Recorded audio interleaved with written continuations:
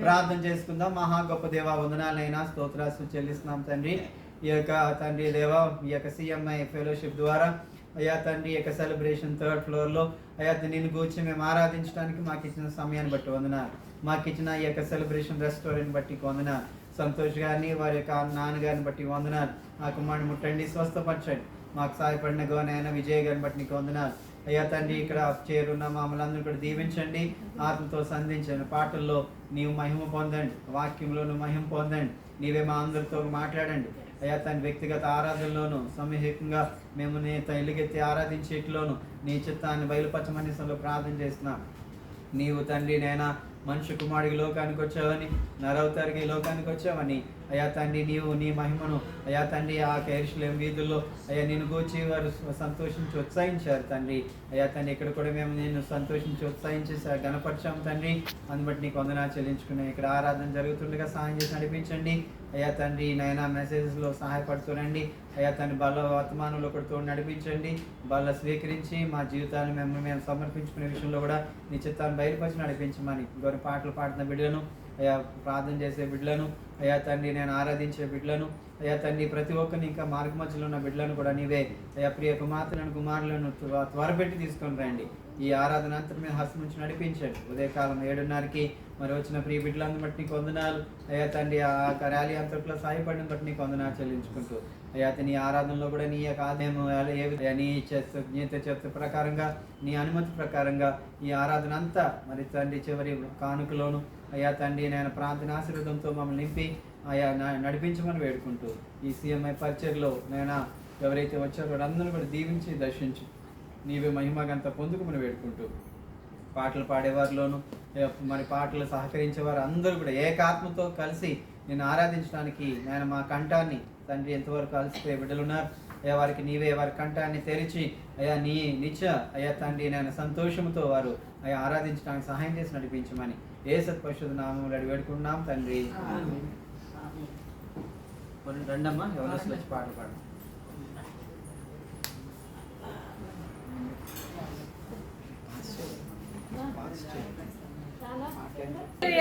మనందరికీ వచ్చిన పాట రండి యెహోవాను గురించి ఉత్సాహగానం చేద్దామని పాట పాడుతూ దేవుని ఆరాధిద్దాం. 119వ పాట పాడుకుంటూ దేవుని స్తుతిద్దాం. రండి యెహోవాను గూర్చి ఉత్సాహగానము చేసెదము. రండి యెహోవాను గూర్చి ఉత్సాహగానము చేసెదము. ఆయనే మన పోషకుడు, నమ్మదగిన దేవుడని. ఆయనే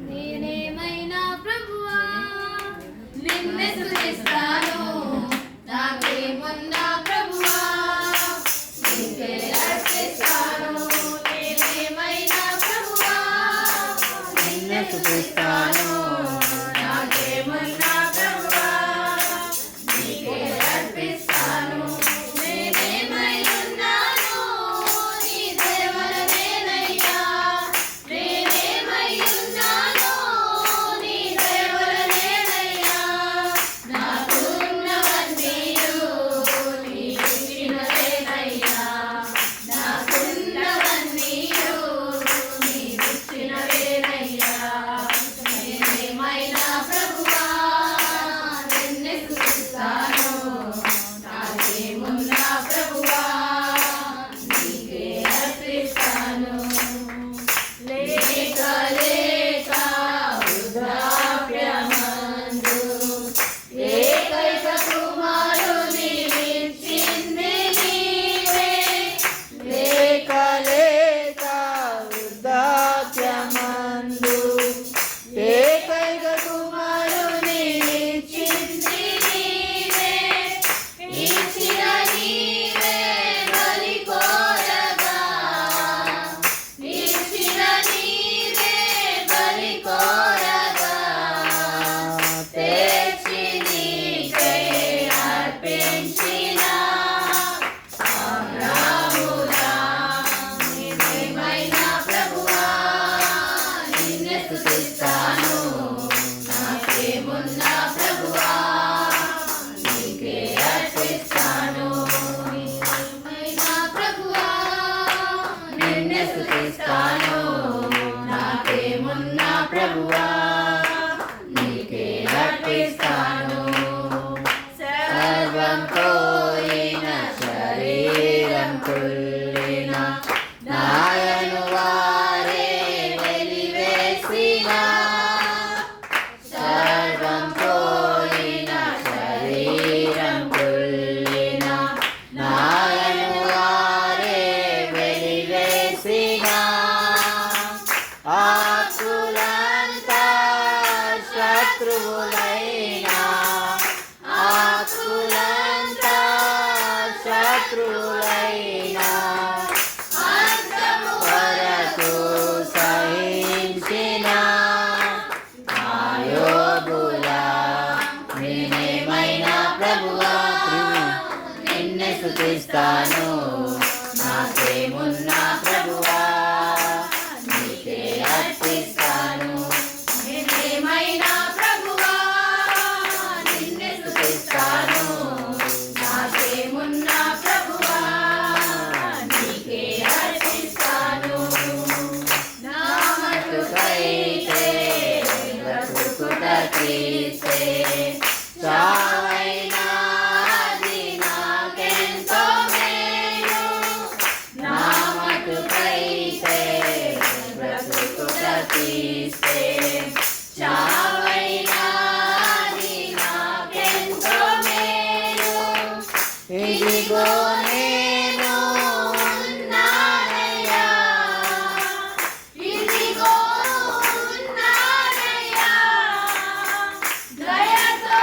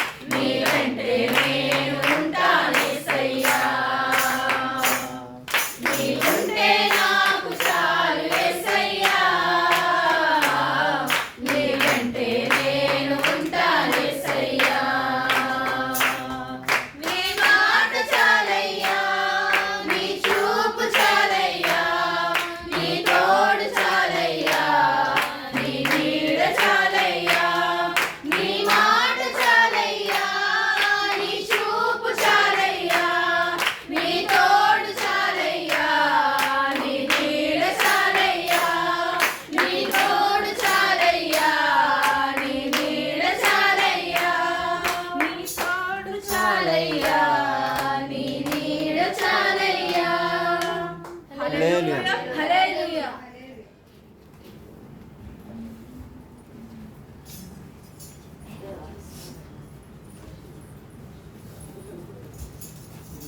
పరిశుద్ధమైన బైబిల్ గ్రంథంలో నుండి కీర్తన గ్రంథము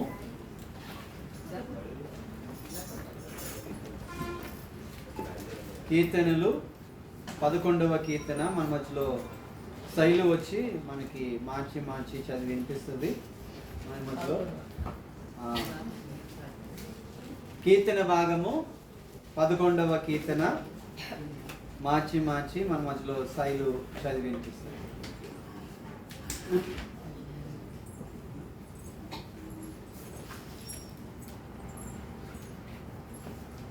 కీర్తన 11. యెహోవా శరణుజొచ్చుచున్నాడు, పక్షి వలె నీ కొండను పారిపోము అని మీరు నాతో చెప్పుటయేలా. దుష్టులు వేళ్ళెక్కు పెట్టుచున్నారు, చీకటిలో ఎర్ర హృదయములు పెద్దవేయులు, తమ బాణములు వారి అందు సంధించి ఉన్నారు. పునాదులు పాడైపోగా నీతిమంతులు ఏమి చేయగలరు? యెహోవా తన పశ్చాత్తాపంలో ఉన్నాడు. యెహోవా సింహాసనము ఆకాశమందు, ఆయన ఇతరులను కనులారా చూచున్నాడు. తన కళ్ళు దృష్టి చేత ఆయన వారిని పరిశీలించున్నాడు. యెహోవా నీతిమంతులను పరిశీలించును, దుష్టులను బలాత్కార శక్తులను ఆయనకు అసహ్యులు. దుష్టుల మీద ఆయన ఉగ్రతను చూపించును, ఆజ్ఞాకారులను కొడగాలని వారికి పానీయ భాగమగును. యెహోవా నీతిమంతుడు, ఆయన నీతిని ప్రేమించువాడు, యథార్థవంతుడు ఆయన ముఖ దర్శనము చేసెను. యెహోవా తన పరిశుద్ధ వాక్యం దీవించును. వాక్యాన్ని వినిపించిన శైలుకి వందనాలు. అదేవిధంగా మన మధ్యలో చిన్న ప్రార్థన చేసుకుందాం. ఈ వాక్యము నిమిత్తమై మన మధ్యలో సుశీల అంటే ప్రార్థన చేస్తాం.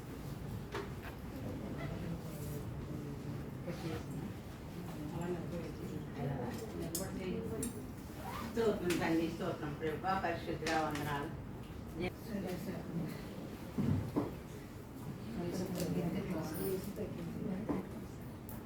ఈ యొక్క పరిశుద్ధ ఆవరణంలో మరి దేవుడు మనకి ఏర్పాటు చేసిన కీర్తన 11వ కీర్తన నుండి కొన్ని మాటలు మనం ధ్యానం చేసుకుందాము.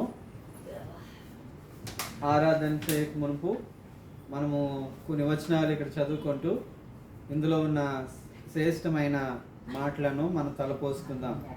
అందరం కూడా మరి కీర్తన 11వ కీర్తన చదివిన వాక్య భాగాన్ని మరి మనం ఒకసారి ధ్యానం చేసుకుందాం.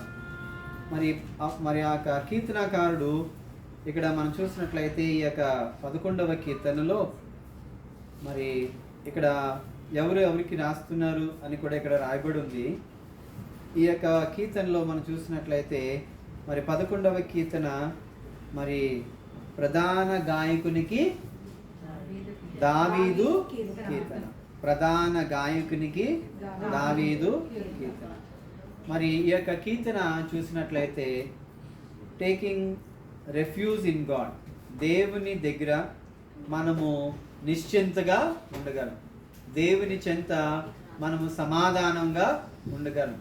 మరి ఎవరి దగ్గర అంటే ఒక పిల్లలు ఎవరి దగ్గర వారు సంతోషంగా ఉండగలరు, ఎవరి చెంత వారు సమాధానంగా ఉండగలరు, ఎవరు యొక్క నీడలో వారు మంచిగా ఉండగలరు చెప్పండి? ఎవరు ఉండగలరండి? తల్లిదండ్రుల దగ్గర వారు సురక్షితంగా ఉంటారు. ఒకవేళ ఎవరైనా తరుముతున్నారు అనుకోండి, ఒకవేళ పిల్లల్ని వాళ్ళు స్కూల్కి వెళ్ళారు, మరి స్కూల్కి వెళ్ళినప్పుడు పిల్లల్ని స్కూల్కి వెళ్ళినప్పుడు పిల్లల్ని తరుముతుంటే దగ్గరే మరి ఇల్లు ఉందనుకోండి, పిల్లలు ఏం చేస్తారు? ఎవరైనా తరిమితే పరిగెట్టుకుని వచ్చి ఎక్కడికి వెళ్తారు? ఇంట్లోకి వెళ్ళిపోయి ఆ తండ్రినో తల్లినో ఆశ్రయిస్తారు. అక్కడ వరకు వచ్చినంత వరకు కూడా వాళ్ళకి ఏముండదండి? భయం ఉంటుంది. మరి వారి యొక్క తండ్రో తల్లో పట్టుకున్నంత వరకు కూడా మరి వారికి ఏముంటుంది? భయం ఉంటుంది. వారు ఏం చేస్తారో మరి చంపుతారేమో, కొడతారేమో అని భయం ఉంటుంది.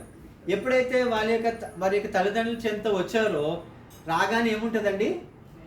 అంతవరకు పరిగెట్టుకుని వెళ్ళిన వ్యక్తి ఎప్పుడైతే ఆ తల్లిదండ్రుల చెంత చేరుతాడో వెంటనే ధైర్యంగా చూస్తాడు, వీడే నన్ను కొట్టాడు, వీరే నన్ను కొట్టారు, తిట్టారు అని ధైర్యంగా చెప్పగలం. ఎప్పుడు ధైర్యంగా చెప్పగలము?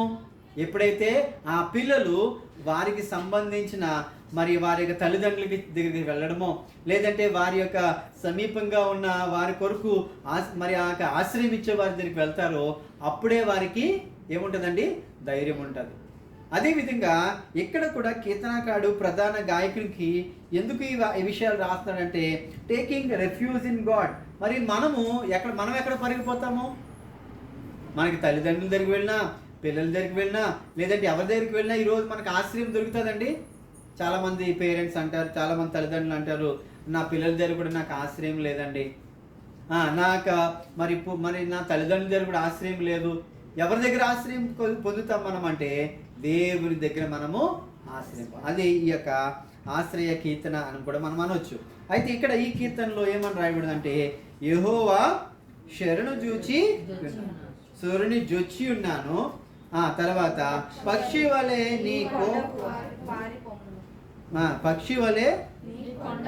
నీ కొండకు పారిపోము అని మీరు నాతో చెప్పుట. అంటే ఇక్కడ ఈ కీర్తనకారుడు ఏమంటాడంటే నీవు పక్షి వలె కొండకి ఎగిరిపో అని నువ్వు అంటే ఎలాగుంటుంది? అంటే ఏంటి? అంటే నేను తప్పించుకోగలను? ఎలాగా? మరి ఆ కొండకి ఎగిరిపోయినట్లయితే నేను పక్షి వలె ఎగిరిపోయాను అనుకో, ఏమవుతాను? ఒకవేళ వాళ్ళ యొక్క పిల్లలే మరి వారి యొక్క ఇంటికి రాకుండా ఎక్కడికో చెదిరిపోయారు అనుకోండి, ఏమవుతారు? తల్లిదండ్రులు ఎక్కడున్నారు, మరి పిల్లలు ఎక్కడున్నారో తెలియదు కదండి, ఎక్కడెక్కడ పారిపోయారో తెలీదు, ఎవరు ఏం చేస్తున్నారో తెలీదు. అందుకని ఇక్కడ కీర్తనకారుడు ఏమంటే పక్షి వలె నీ కొండకు పారిపోము అని మీరు నాతో చెప్పుట ఎలా అని దేవుణ్ణి అడుగుతున్నాడు. దేవా, నేనైతే ఎక్కడికో కొండకో లేదంటే కోనకో లేదంటే ఎక్కడికో నేను వెళ్ళను, నేను ఎక్కడికి వస్తాను? నీ దగ్గరికే వస్తాను. అదే ఫస్ట్ కీర్తనలో ఉన్న 11వ వచనంలో ఉన్న మొదటి భాగం. దుష్టులు విల్లెక్కి పెట్టి ఉన్నారు, చీకటిలో యథార్థ హృదయం మీద. మరి ఆ దుష్టులు ఏం చేస్తున్నారంట? వాళ్ళ యొక్క బాణాన్ని రెడీ చేసి ఉంచారంట. ఎవరి మీద పెట్టి ఉంచారంట? యథార్థ హృదయాల మీద వేయుటకై తమ బాణములు నారి సంధించి ఉన్నారు. వారు ఆ యథార్థవంతులు ఎక్కడున్నారా అని ఎవరు చూస్తున్నారంటే దుష్టులు చూస్తున్నారు. నువ్వు యథార్థవంతుడైతే నీ ముందు ఏముంటుందండి? బాణం ఉంటుంది. నువ్వు యథార్థంగా జీవించినట్లయితే నీకేముంటుంది? నువ్వు అనుకుంటున్నావు మనం ఏమనుకుంటాం? మన క్రైస్తవులకు ఏమనుకుంటామంటే మనం యథార్థంగా బతికినట్లయితే, నీతిమంతులుగా మనం బ్రతికినట్లయితే, మన దేవునికి ఇష్టంగా జీవించినట్లయితే నాకు ఎవ్వరు ఏమి చేయరు అని అనుకుంటాం కదండి, అవునా కదా? కానీ యథార్థవంతుల మీద ఏంటి గన్ షూట్ పెట్టి అన్ని ట్రిగర్ ఆన్ చేసి రెడీ చేసి ఉంచుతున్నాడు. ఎవరు? దుష్టుడు. అదే 2వ వచనం చెప్పాడు, యథార్థవంతుల మీద వేయుటకై తమ బాణములను నార్యందు సంధించి ఉన్నారు. మరి ఈ యొక్క 2వ వచనం 3వ వచనం చూసినట్లయితే పునాదులు పాడైపోగా నీతిమంతులే. మరి ఆ పునాదులు పాడైపోయాయి. ఇక్కడ ముందు మాటల ఏమని చెప్పబడుతుంది అంటే కొండ గురించి చెప్పబడుతుంది. తర్వాత పురాతన గల పునాదులు గురించి చెప్పబడుతుంది. మరి పునాదుల గురించి చెప్పబడుతుంది. ముందు కొండలు, తర్వాత పునాదులు గల పునాదులు పాడైపోగా నీతిమంతులేమి. పునాదులే పాడైపోయాయి అంటే మన పునాదులే పాడైపోతే నీతిమంతులు ఏం చేస్తారు? మరి ఒక గృహంలో పునాదులు లేమనుకోండి, మనం ఉండి ఏం చేయగలము? మనం ఎంత యథార్థంగా ఉన్నా, ఎంత దేవుని భక్తిలో ఉన్నా, మనం మంచిగా ఉన్నా, మరి పునాదులుగా లేని గృహంలో ఉంటే మనకి ఏమవుతుంది? పడిపోతాం. అంటే మనం ఎక్కడ ఉండాలి? పునాదులు గల దేశంలో, పునాదులు గల పట్టణంలో, పునాదులు ఉండే ఒక మరి ఇంటిలో మనము ఉండాలి. మనం మంచివారమే, మనం యథార్థవంతులమే, మన నీతిమంతులమే, మనం దేవునికి మంచిగానే ఉంటున్నాం, మన యొక్క పరిస్థితులన్నీ బాగానే ఉన్నాయి. కానీ పునాదులు బాగోపోతే నీతిమంతులు ఏం చేస్తారు? 3వ వచనం, మరి 4వ వచనంలో యెహోవా తన ఆలయమందు ఉన్నాడు, యెహోవా సింహాసనం ఆకాశమందు ఆయన నరులను కనులారా చూచున్నాడు, తన కనుదృష్టి చేత ఆయన వారిని. మరి దేవుడు వెతుకుతున్నాడంట. ఎవరిని వెతుకుతున్నాడు? చూస్తున్నాడు. ఎవరిని చూస్తున్నాడు? పరిశీలిస్తున్నాడు. అంటే ఎవరిని పరిశీలిస్తున్నాడు? నరులను పరిశీలిస్తున్నాడు. నరుల్లో ఎంతమంది నీతిమంతులు ఉన్నారు, ఎంతమంది దుష్టులుగా ఉన్నారు, ఎంతమంది దేవునికి యథార్థం హృదయంగా ఉన్నారు. దేవుడు ఏం చేస్తాడంటే యెహోవా తన పరిశుద్ధాలయంలో నుండి ఏం చేస్తాడు? ఆయన యెహోవా సింహాసనమందు ఆసీనుడై. దేవుడు ఎక్కడుంటాడో ఈ వచనం చెప్పాడు. దేవుడు ఎక్కడుంటాడండి? దేవుడు ఎక్కడుంటాడు? మొట్టమొదటిగా పరిశుద్ధాలయంలో దేవుడు ఎక్కడుంటాడు? పిల్లలు చెప్పాలి. అవి ఎక్కడుంటాడు? దేవుడు ఎక్కడుంటాడు? ఎక్కడుంటాడు? పరిశుద్ధ ఆలయంలో ఉన్నాడు. రెండవది మళ్ళీ ఎక్కడుంటాడు దేవుడు? రెండవదిగా యెహోవా సింహాసనాసీనుడై, సింహాసనము ఆకాశమందున్నది, ఆయన నరులను ఏం చేస్తాడు? కనులారా. దేవుడు ఒకటి పరిశుద్ధ ఆలయంలో దేవుడు ఉన్నాడు. ఆయన సింహాసనం మీద ఆసీనుడై ఆకాశం అందు ఏం చేస్తున్నాడు? ఆయన ఊరుకునే దేవుడు కాదు, ఆయన నేను చూడలేని దేవుడు కాదు, ఆయన నిన్ను చూసే దేవుడు. అందుకనే చూచుచున్న దేవుడు. ఆయన నిన్ను చూసి ఆయన వదిలిపెట్టేవాడా? మన కష్టాన్ని చూస్తాడు, మన నష్టాన్ని చూస్తాడు. ఆయన చూసి వదిలేవాడు కూడా కాదు. అందుకనే చూచే దేవుడు ఆకాశమందు కన్నులారా చూచున్నాడు. తన కను దృష్టి ఎవరి మీద ఉంది? ఆయన వారిని పరిశీలిస్తున్నాడు, చూస్తున్నాడు. ఏం చేస్తాడండి దేవుడు? తర్వాత 5వ వచనంలోకి వెళ్దామా? యెహోవా నీతిమంతులను పరిశీలించును, దుష్టులను బలాత్కారులను. ఎవరికి అసహ్యం? ఎవరు ఆయనకి అసహ్యులు? 2 అసహ్యులు. చెప్పాలి. ఎవరెవరు చెప్పాలి? ఎవరెవరు అసహ్యులు దేవునికి? చెప్పాలి. అక్కడ చెప్పట్లేదు వాడు. ఈరోజు బర్త్డే బాయ్ చెప్పమ్మా. ఎవరెవరు దేవునికి అసహ్యులు? ఎవరు? దుష్టులు. తర్వాత బలాత్కారం. అంటే బలాత్కారంగా ఏదైనా పని చేసే వాళ్ళు దేవునికి ఇష్టం లేదు. దుష్టులు కూడా దేవునికి అసహ్యులు అంట. అంటే మనం ఎలా ఉండకూడదు? దుష్టులుగా ఉండకూడదు. బలాత్కారం ఏ పనైనా పట్టుకొని ఇదే పట్టుకుని ఉంటే అలా ఉన్నాం అనుకోండి, మనం బలాత్కారం చేసే వాళ్ళు అంటే దేవునికి ఇష్టం. 2 ఇష్టం లేదు, దుష్టులను బలాత్కారం చేసేవారు. తర్వాత వచనం, దుష్టుల మీద ఆయన ఊరిలు కురిపించును, అగ్నిగంధకములు వడగాలియు వారికి పానీయ భాగము. దుష్టుల మీద ఏం చేస్తున్నాడు దేవుడు? అగ్నిని, ఉరుములను, మరి అగ్ని గంధకములను వడగాలియు వారికి పానీయ భాగము. ఇది నాని దుష్టుల మీద దేవుడు వారి మీద ఎవరంటే అసహ్యులు అంటే దుష్టులంటే అసహ్యులు. తర్వాత బలాత్కారం చేసేవారు కూడా అసహ్యులే. వారి మీద దేవుడు ఏం కుమ్మరిస్తాడు? మరి మనం చూసాం కదా ఆ పాత నిబంధనలో ఫరో ఉన్న రోజుల్లో మరి మోషే అహరోను ఇశ్రాయేలు ప్రజలను తీసుకుని వెళ్తామయ్యా అని వెళ్ళి మేము ఆరాధన చేసుకుంటామంటే మరి ఫరో అన్నాడు, నేను మీ దేవుడు ఎవరు, ఆయన పేరేంటి, ఆయన కులం ఏంటి, గోత్రం ఏంటి, ఇవన్నీ అడుగుతూ ఉన్నాడు. ఆ దేవుడు నాకేం తెలీదు, నేను ఎక్కడికి మిమ్మల్ని పంపిస్తాను, మిమ్మల్ని మీరు ఈ 430 సంవత్సరాలు ఇక్కడే ఉండిపోయారు, మీకు దేవుడు అంటే ఎవరు లేరు, మీకు ఒక దేవుడు లేడు, మీకు ఒక దెయ్యము లేదు, మీకంటూ ఆరాధించుకోవడానికి ఒక స్థలము లేదు, ఏమీ లేదు, ఏమని పంపిస్తాను మిమ్మల్ని అని ఫరో ఆలోచిస్తూ వచ్చారు. ఈ 430 సంవత్సరాలు ఈ యొక్క మరి ఎజిప్ట్లోనే ఉండిపోయారు, ఐగుప్తులోనే ఉండిపోయారు. మీ దేవుడు యెహోవా దేవుడు కాదు, మీ దేవుడు యెహోవా ఈరే కాదు, యెహోవా దేవుడు మీ యొక్క యెహోవా రాఫా కాదు, ఈ అన్య దేవుళ్ళే మీ దేవుడు. ఈ ఫరో మరి ఏ దేవుడినైతే ఆరాధిస్తున్నాడో, ఈజిప్టియన్స్ ఏదైతే ఆరాధిస్తున్నారో అదే మీ దేవుడు.